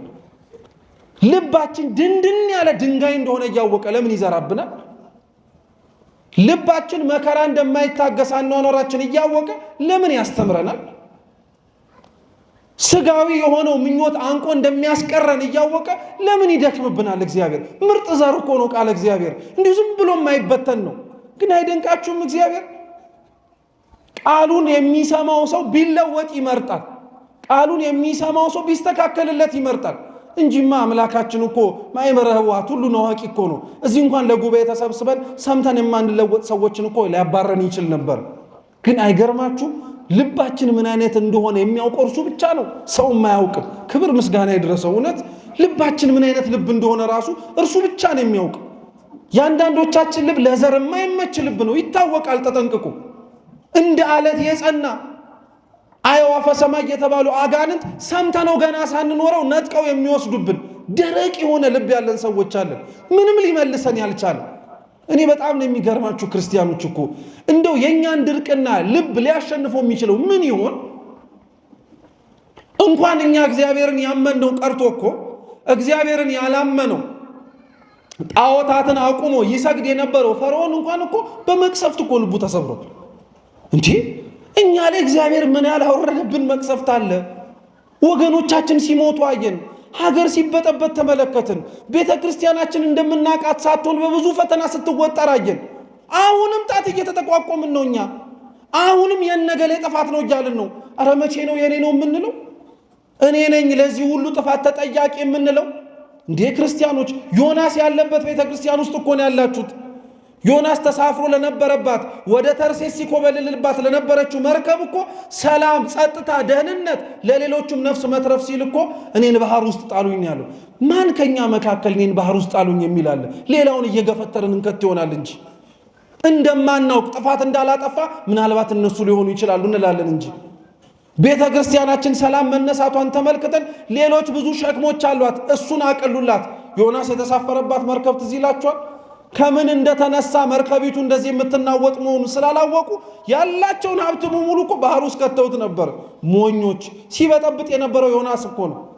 አሁንም እኮ ስለ አንዲት ስለኛ ስለምናጠፋው ጥፋት ብሎ እግዚአብሔር እኛን ለመመለስ ያመጣውስ ቢሆን ሁሌም የሆነ ሰው እንዲመለስ የሚመጣ ነው የለም ይመስለን መቅሰፍት። ሁሌም የሆነ ሰው እንዲጠራ ይመስለናል አይደል? እግዚአብሔር መዓት የሚያመጣው አይደለም፣ እኛ እንድንመለስ ነው። እኔ በግል እናንተ በግላችሁ ሁላችንም ማለት ነው። ግን እንደዚሁ ድንድን ያልን ነው። ከፈርዖን በላይ የጸና ልብ እንዴት ክርስቲያን ይኖረዋል? ፈርዖን እኮ እግዚአብሔርን የማያውቀው እኮ ነው። ስለሱ ሰምቶ የማያውቅ እኮ ነው። ሲነገረው አይ ብሎ ያንገሸገሸው እኮ ሰው እኮ ነው። ቃሉን እያጠፈ በተለያየ መቅሰፍት የተመታ ሰው እኮ ነው። ፈርዖን እንኳን እኮ ልጁን ሲያጣ ውጡልኝ ብሎ አንተ እጅህ ላይ ያለውን ብዙ ነገር ስታጣ እንደው እግዚአብሔር በልጦብህ ኧረ ሌላው ነገር ውጣልኝ አትልም? እንዴት ያለ አስፋልት ልብ ቢኖረን ነው ሁላችን። ተመልከቱት። አሁን ደረቁም መሬት ያው ነው፣ ጭንጫው መሬት መከራ የማያዘልቀን ክርስቲያኖች አለን። በፍጹም ኧረ የማይሆነው ከፍ ብለን እንዳንታይ ፍሬ አፍርተን እንኳን እንዳይለቀምብን ፀሐይ አክርሮ ሲመጣን የምንደርቅ ሰዎች አለን። ለምን ገበሬው እዚህ ላይ ይዘራል? ለምን እግዚአብሔር እንደዚህ አይነት ነፍሳት ላይ ይደክማል? አብዛኞቻችን እኮ እግዚአብሔር መኖሩን የተጠራጠርነው ሌላ ውጭ ያለ መናፍቅ መጥቶ የለም ብሎ አስክዶን አይደለም። እዛው ቤት ውስጥ ሆነን የሚመጣብንን መከራ መታገስ ስላልቻልን። ፀሐይ እኮ ለሚያውቀው ሰው በነገራችን ላይ ለእጽዋት ያስፈልጋል ያስፈልጋል እኮ ግዴታ ነው። ያለ ፀሐይ የሚያድግ እጽዋት ላይኖር ይችላል። ፀሐዩ ለእጽዋቱ እድገት እንደሚያስፈልገው ሁሉ መከራም ለክርስቲያኖች ወደ እግዚአብሔር መቅረብ ግድ ነው፣ ያስፈልጋል። በቃ ወደድንም ጠላንም የምንሸከመው መከራ አቅምና መጠን ሊለያይ ይችላል እንጂ አይቀርልንም። ክርስቲያኖች እንደው ምን አለበት እባካችሁ የምንሸከመው መከራ ከብዶን ለምንድንስ ነው ሌላው ላይ የተሸከመውን መከራ የምናከብድበት? እኛ እኮ የተለየ ነው። እውነቴን እንምላችሁ የራሳችን ሸክም ከብዶን የራሳችን መከራ የምንወጣበት የምንገባበት አሳጥቶን የሌላ ሰው መከራ ላይ ተጨምረን ሌላ መስቀል እንሆንበታለን። ለእንደነዚህ አይነቶቹስ ለምንድን ነው እግዚአብሔር የሚደክመው? ለምን ይደክምብናል? ለእነዚህ አይነቶቹስ ተመልከቱት። እሾሁም ያው ነው። ስጋዊ ነገር ጥሎ ጠልፎ እንደሚጥለን ያውቃል እኮ።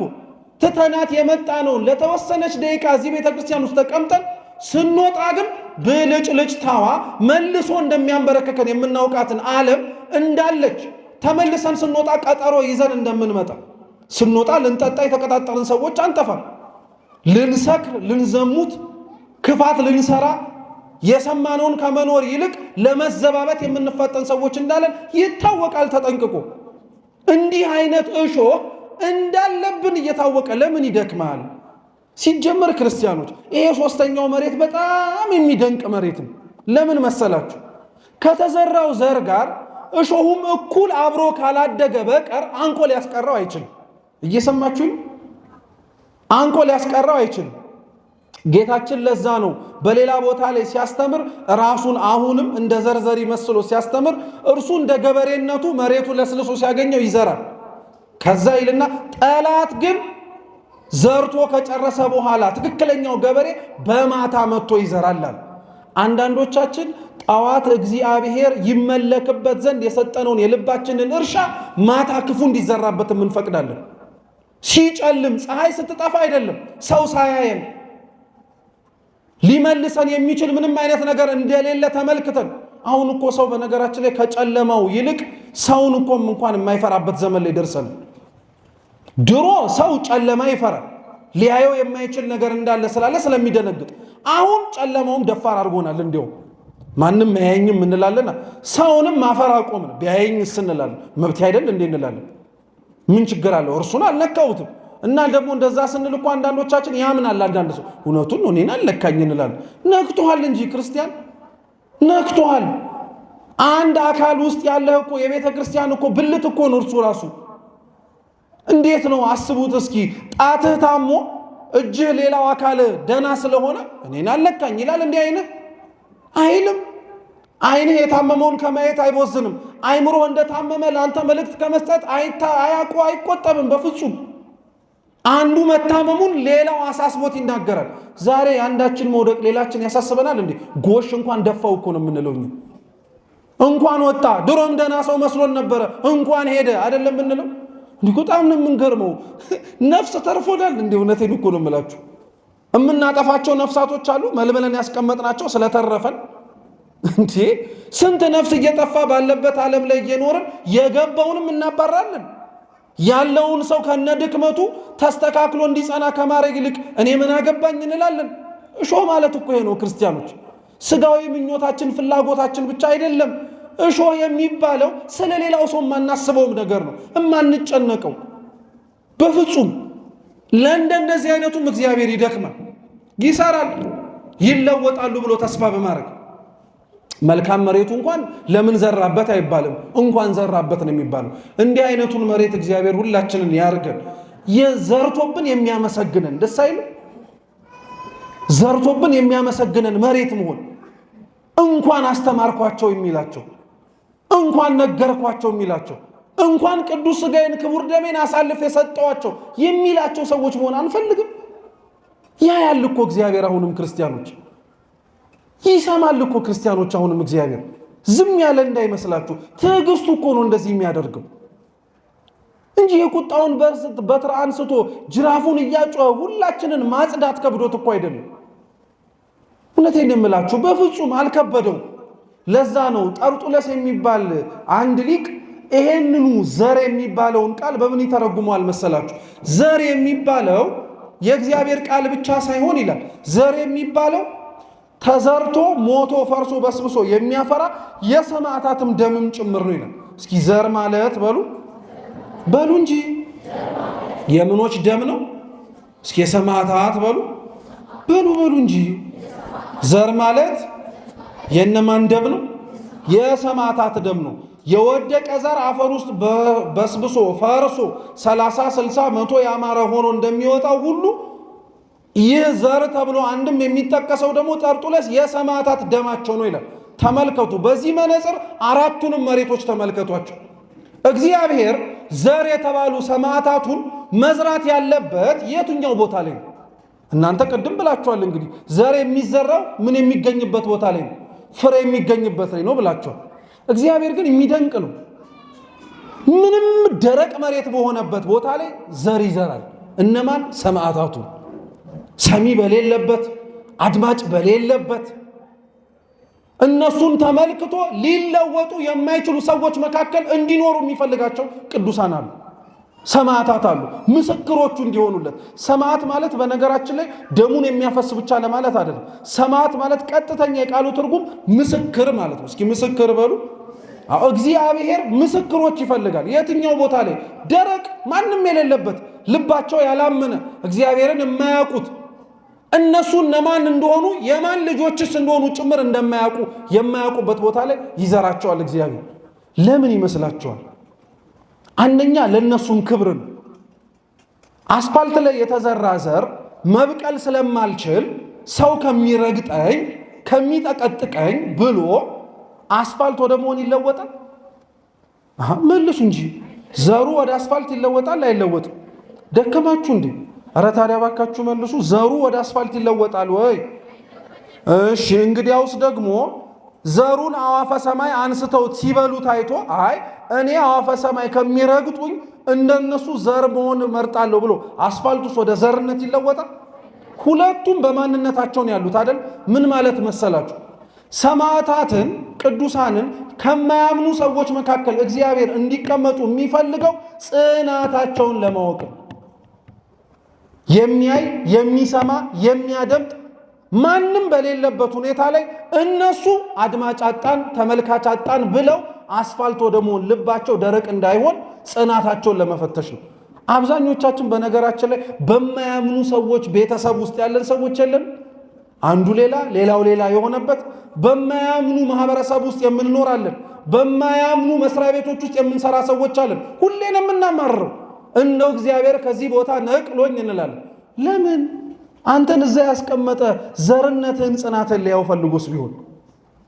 ብዙዎች እኮ የአስፋልቱን ደረቅነት ተመልክተው አስፋልት ወደ መሆን የተለወጡ እኮ ዘሮች አሉ። በሰው ሰውኛ ሲመለከቱት የሚያያቸው የለም። ሲመለከቱት የሚመለከታቸውና ጥረታቸውንና ትግላቸውን ተመልክቶ ጎሽ በእጅ አረጋችሁ በእናንተ ውስጥ እግዚአብሔርን አየነው ብሎ የሚመሰክር ማንም የለም። ሁሉም ልበ ደንዳና ነው። አይ እንደብዛማ ከሆነ እኔ ለምን ክርስቲያን እሆናለሁ ብሎ እኮ የሚለወጣል። ከማይጾም ሰው ጓደኝነት መስርቶ ለምን እጾማለሁ የሚል ሰው ያለበት ቤት ውስጥ አይደል ያለ ነው። እኛ ምን ሌላ ነገሩን አነሳሳ ነው? እንዲያው በቃ ጓደኞቻችን ካልጾሙ አንጾሙ፣ ካልጸለዩም አልጸለይም። ለምን? ድባቡን ላለማበላሸት እንላለን። ይሰማችሁ ነው። አንዳንዴ በጣም የሚጠጡ ጓደኞቻቸው ላይ የማይጠጡ ሰዎች ይመጡና ኧረ እንደው ምናምን ሲሉ አንተ መጠጣት ጀመርክ ምን ነው ምናምን ሲሉ አይ ድባቡን እንዳላበላሸው እኮ ነው፣ የእነሱን ሙድ እንዳላበላሸው። ኧረ ተበላሽቶ ውሎ ሄደ። የእነሱ ስሜታቸው ለምን አብሮን አልሆነም ብሎ ይብቀንቀን እግዚአብሔርን ከማሳዘን ይልቅ። እውነቴን እንምላችሁ ክርስቲያኖች፣ ለሰው በምናዝንበት ልክ እግዚአብሔር ለእኛ ለነፍሳችን ካለው ፍቅርም አንጻር ማዘን አለብን፣ መጸጸት አለብን፣ መቆርቆር መጠንቀቅ አለብን። ደረቅ መሬት ላይ የተዘሩት ማለት የማያምኑ ሰዎች መካከል ያሉ ናቸው። ስሙ፣ ጭንጫ መሬትስ ላይ የተዘሩት መከራ በስቶባቸው በሚደርቁ ሰዎች መካከል እግዚአብሔር የሚዘራቸው ዘሮች አሉ። አሁን እኛ ተመልከቱት እስቲ ምን መከራ ያን ያክል እንኳን ባይደርስብን ጥቂት የሚያየንና የሚያሞቀን ፀሐይ አብዛኞቻችንን አድርቆ ነው። በየህይወታችን እንደ አቅማችን እንኳን የመጣው ፈተናን እምላችሁ ግን እግዚአብሔር እኛ እግዚአብሔርን እንዲህ እንድንጠራጠረው አልያ ደግሞ አንዳንዶቻችንም እንድንክደው ካልሆነም ደግሞ አለ ወይስ የለም ብለን እንድንጠይቅ እንኳን በር በተከፈተበት እኛ መከራ አየን በምንልበት ዘመን ላይ የሚዘሩ ዘሮች አሉ። ሩቅ አትሂዱ። እግዚአብሔር ይመስገን በረከታቸው ለሁላችን እንደተደረሰን የአርሲ ክርስቲያኖች አሁን አያችኋቸው እኮ አሁን እኛ መከራ ደረሰብን ነው ታዲያ የሚያስብለው? መከራ ደረሰብን እኛ? ኧረ እግዚአብሔር ቸር ነው። እግዚአብሔር ቸር ነው። እኛንማ ምንም አይነት እንኳን ሰይፍና ስለት ተነስቶብን ድምፅና የሰው ፊት እንኳን እኮ እግዚአብሔር እንድንጠራጠረው የሚያደርገን ሰዎች ነው። ሰው ፊቱን አጠላብን ብለን እኮ ምንቀር ሰዎች ነን እኛ። እውነት ወይስ ሐሰት? እውነት። ፊቱን አጠቆረብኝ ብለን እየሄድን እሷ ተናገረችን ብለን እየሸሸን ባለንበት እነርሱ በፍጹም መከራ ሊያደርቃቸው በሚችሉ ክርስቲያኖች መካከል ሆነው እውነተኛ ዘር ሆነው ታይተዋል። ይሄም ብቻ አይደለም። እኒህ ሰማዕታት ሌላም ትምህርት አስተምረውናል በቅርቡ። ሶስተኛውም መሬቶች ናቸው። እሾህ ይዋጋል። እሾህ በደንብ አድርጎ ከፍ ተብሎ እንዳይታይ አንቆ ያስቀራል። አንቆ ያስቀራቸው ብዙ ነገር ነበረ።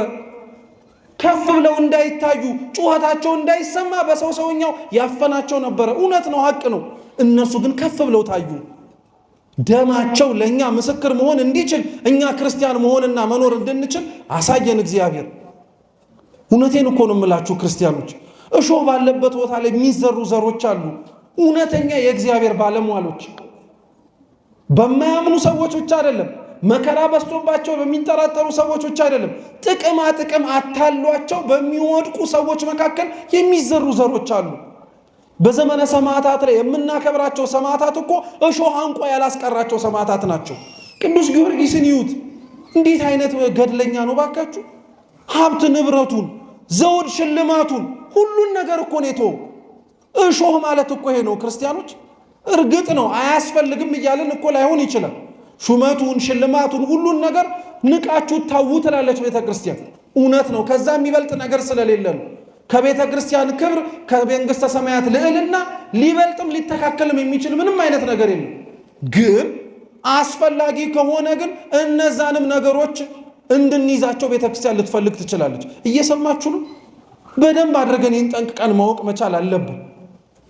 በደንብ አድርገን እነዚህን ሰማዕታት ግን ተዋቸው። ጥቅማ ጥቅም ያላታለላቸው ብዙዎቹ እኮ ሰማዕትነትን የተቀበሉት ስለ ክርስቶስ ሲሉ ገዳምና በየበረሃው ወድቀው የተገኙት እኮ ነገስታት ናቸው፣ ሹማምንት ናቸው።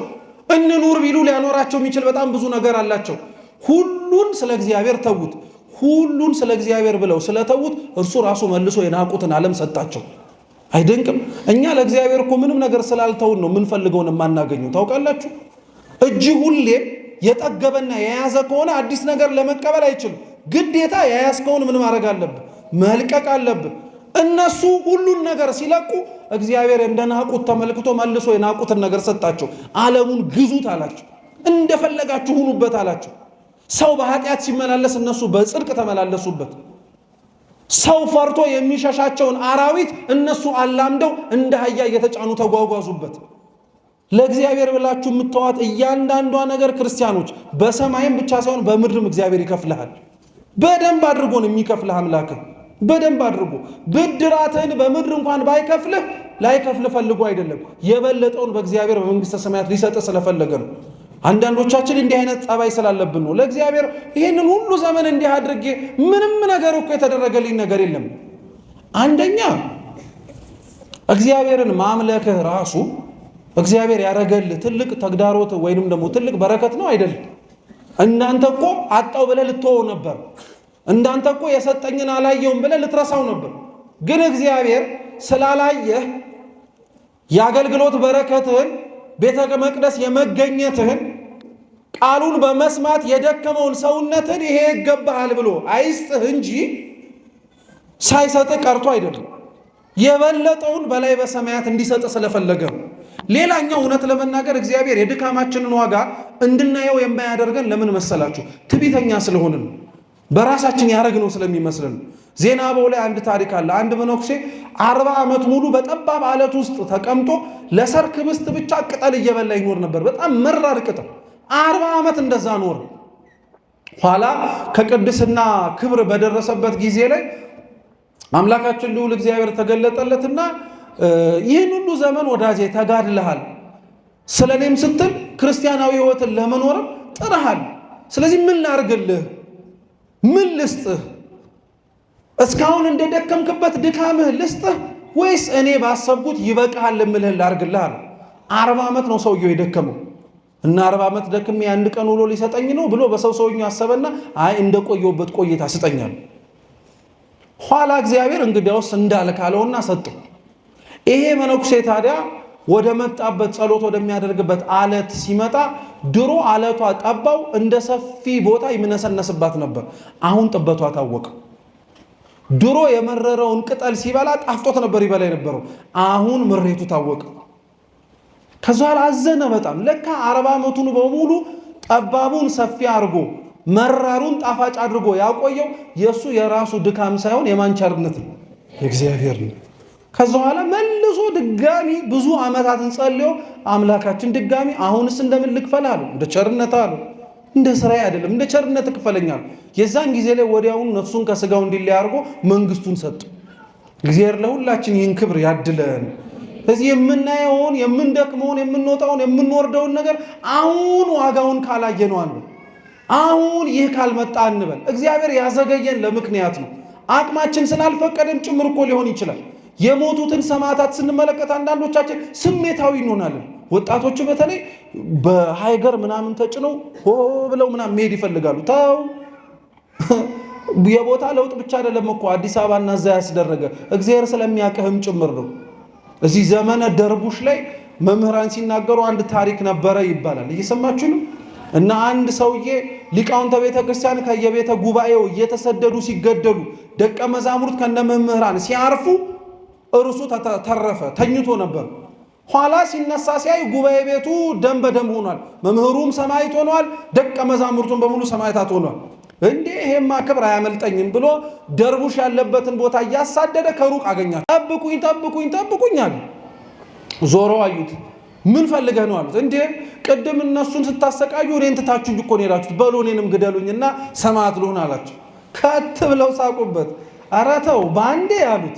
ና ብለው አስገቡትና ጣዖት ቤታቸው አስገብተው አንዴ ጥፍሩን፣ አንዴ ጣቱን፣ አንዴ ቆዳውን እያላጡ ቀስ በቀስ እያጠኑት ፊት ለፊቱ ቆዳውን እያጠኑት ይኸው እስኪ እያሉ ኋላ መከራው ሲበዛበት አይ መከራውስ ከዚህ በላይ ከሚበዛ እኔም የእናንተን እምነት አምናለሁ ተውኛ ላይ ይባላል። የቦታ ጉዳይ አይደለም እያልኳችሁ ነው። ገብቷችኋል? እግዚአብሔር እኛን እዚህ ያስቀመጠን እንድንዘጋጅምና እንድንጠብቀውም ጭምር ስለፈለገ ነው። አይቀርልንማ። ምስክሮች መሆን ለክርስቲያን ሕያዊ ሕይወት ግዴታው። ኖረን እንመሰክራለን፣ ሞተንም ጭምር እንመሰክራለን። ተንቀሳቅሰንም እንመሰክራለን፣ ተቀምጠንም እንመሰክራለን።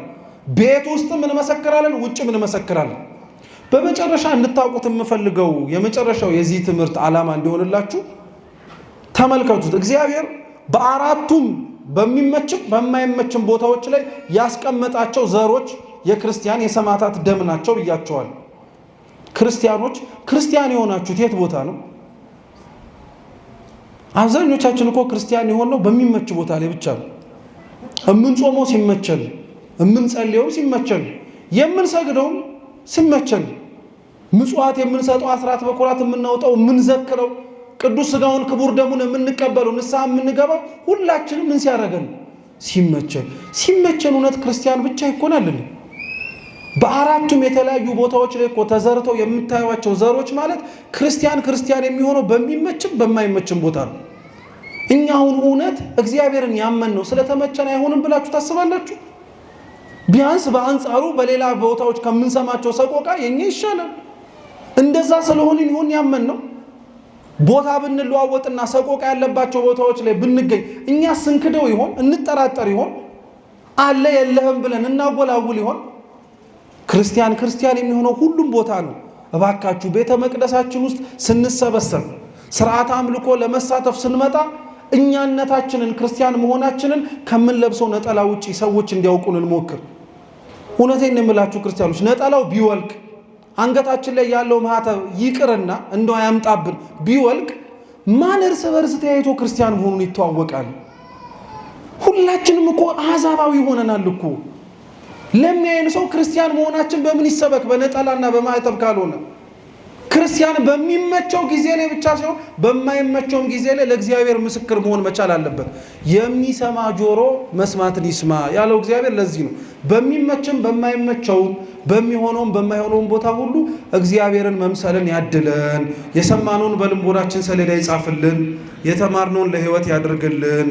አምላካችን ቅዱስ እግዚአብሔር ከሊቀ ሰማዕታት ከቅዱስ ጊዮርጊስ ረድኤት በረከት ይክፈለን። ወስብሐት ለእግዚአብሔር።